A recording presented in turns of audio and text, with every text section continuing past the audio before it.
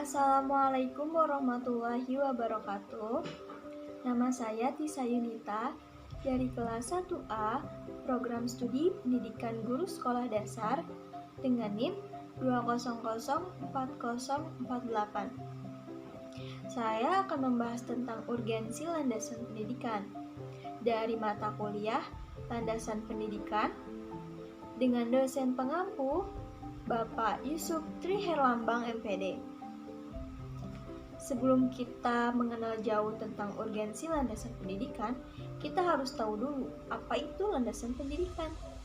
Nah, landasan pendidikan adalah dasar pijakan dalam rangka praktek pendidikan dan studi pendidikan. Lalu, tujuannya apa sih?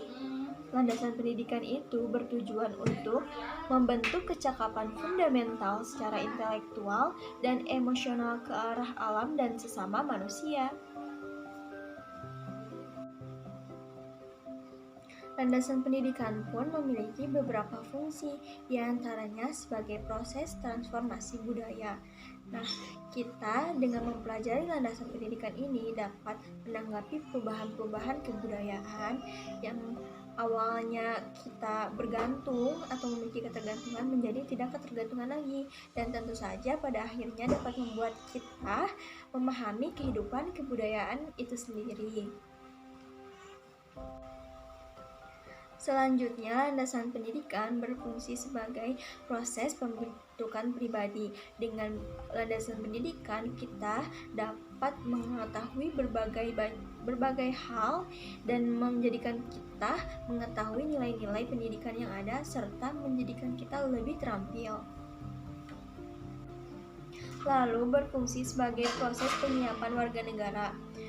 Dengan landasan pendidikan diharapkan mampu menghasilkan warga negara yang toleran dan berbakti kepada negara.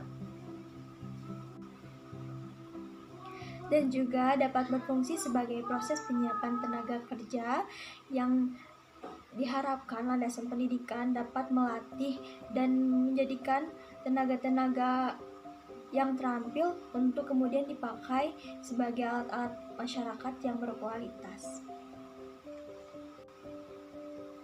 Selanjutnya, ada jenis-jenis landasan pendidikan. Yang pertama adalah landasan pendidikan religius, yaitu asumsi-asumsi dari sumber religi yang menjadi titik tolak bagi praktek pendidikan serta studi pendidikan. Yang kedua ada landasan filosofi pendidikan, yaitu asumsi-asumsi dari sumber filsafat pendidikan yang bertolak dalam rangka praktek pendidikan dan studi pendidikan.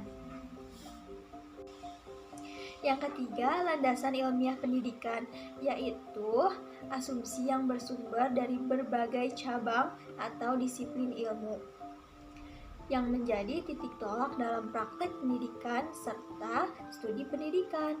Nah, landasan ilmiah pendidikan juga memiliki beberapa golongan seperti landasan psikologis pendidikan, landasan sosiologis pendidikan, landasan antropologis pendidikan, landasan historis pendidikan, dan lain sebagainya. Dan yang keempat adalah landasan yuridis pendidikan, yaitu asumsi yang bersumber dari peraturan perundang-undangan yang berlaku dan menjadi titik tolak dalam praktek pendidikan serta studi pendidikan. Nah, dan poin terakhir itu ada urgensi landasan pendidikan. Nah, apa saja sih urgensi landasan pendidikan?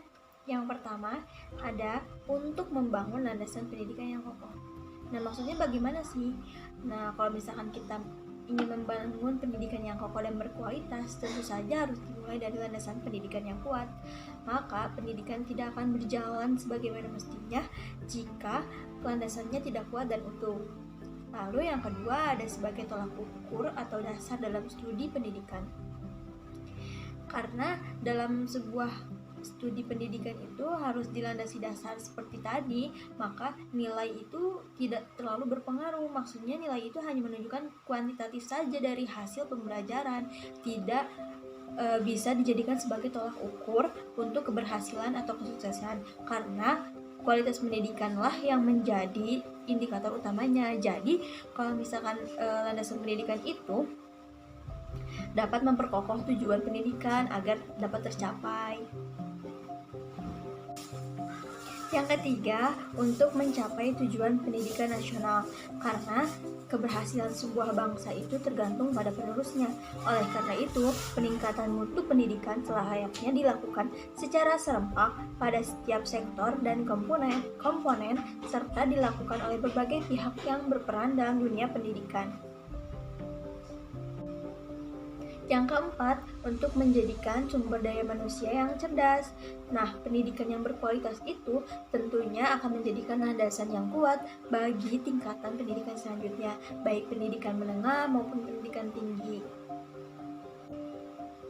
Yang kelima, landasan pendidikan menjadi pedoman yang konkret. Karena bersifat imperatif, artinya landasan pendidikan dapat mengikat dan mengharuskan semua pihak yang terlibat dalam pelaksanaan pendidikan untuk setia melaksanakan dan mengembangkan berdasarkan landasan pendidikan yang dianut. Nah, segitu saja urgensi landasan pendidikannya. Sekarang kita beralih ke kesimpulan.